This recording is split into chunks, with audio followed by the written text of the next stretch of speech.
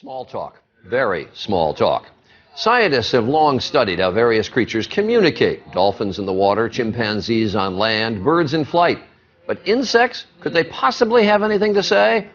Well, when it comes to the tiny ant, it turns out the answer may be yes. Here's Nick Watt.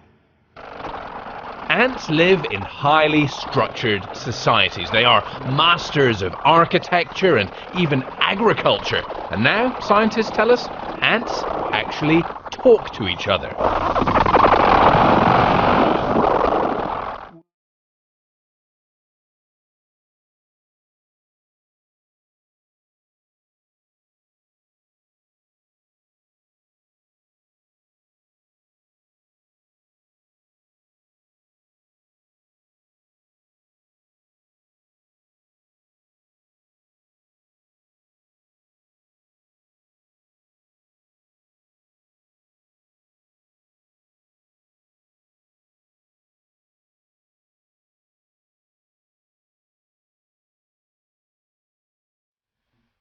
Were you surprised by what you found? We were. Yes, we were surprised. Absolutely.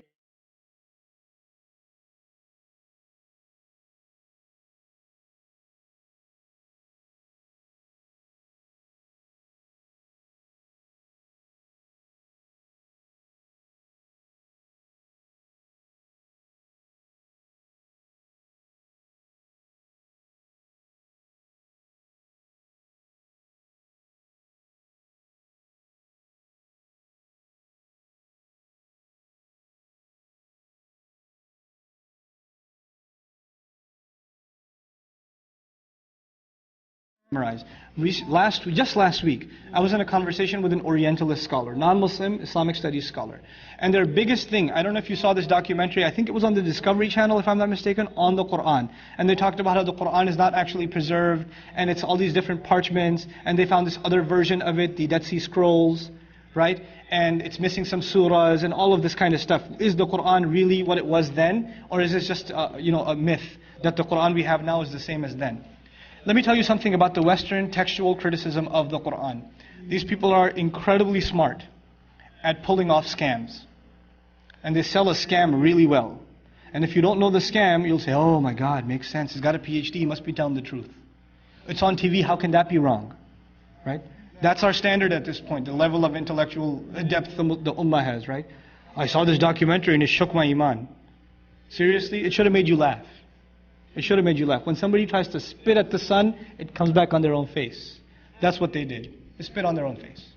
Let me tell you something about this. In the West, I'll start very logically, because this is again a very important concept for all of us to have that gives us confidence in Deen. When you want to preserve a document, there are two ways.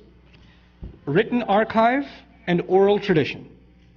There are only two ways of preserving a document historically. What are they again? Written archive or oral tradition. Written archive means you write it down. Oral tradition means you memorize it and make somebody else memorize it and make somebody else memorize it, and that's how it's passed down. Okay.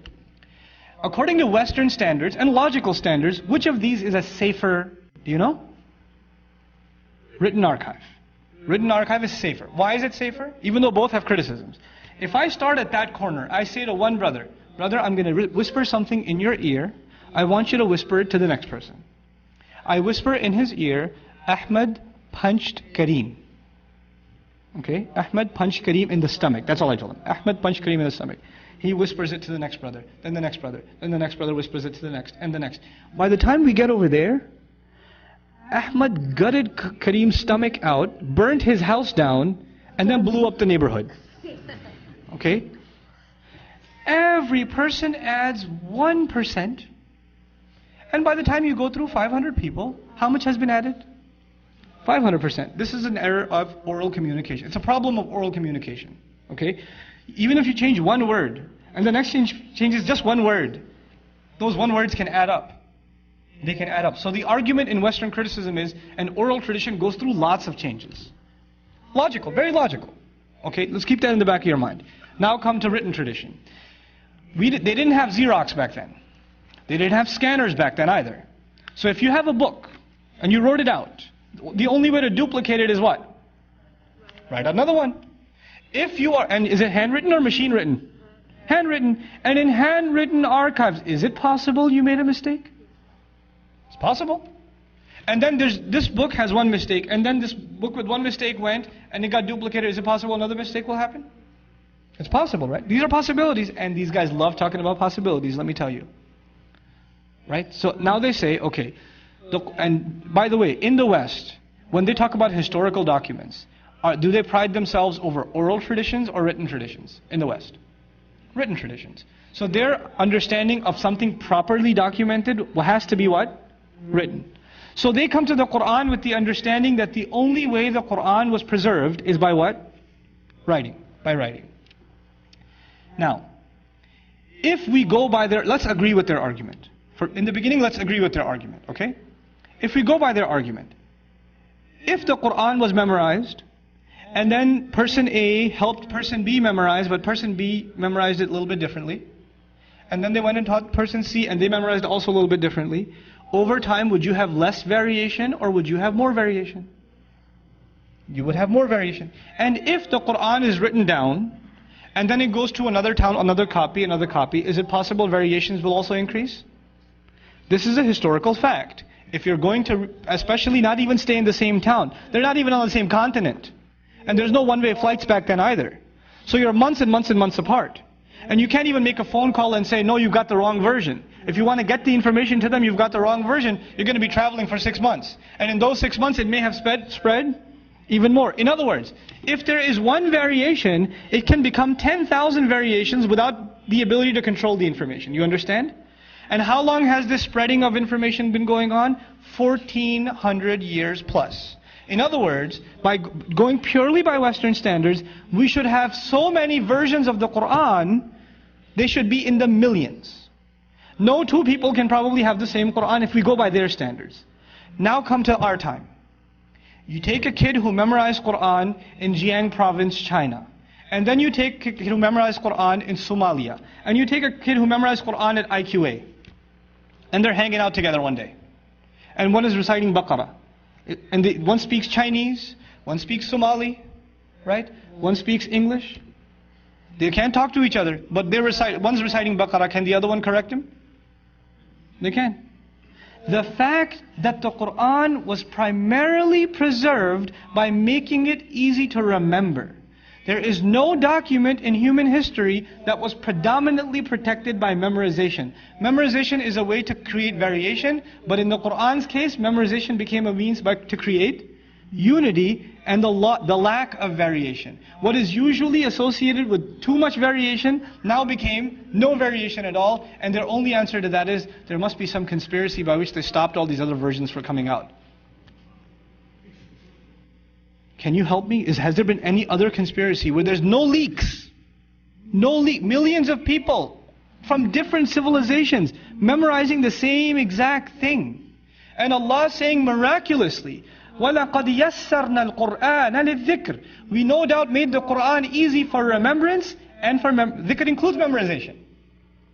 Allah made it miraculously easy for memorization. Tell me any other document that has this kind of preservation. And if they say, we don't know if the Quran's preservation is intact, let's put it to the test. Let's make a giant vault, put all the copies of Quran in there, get rid of them. How long before in Richardson we come up with a new copy of Quran?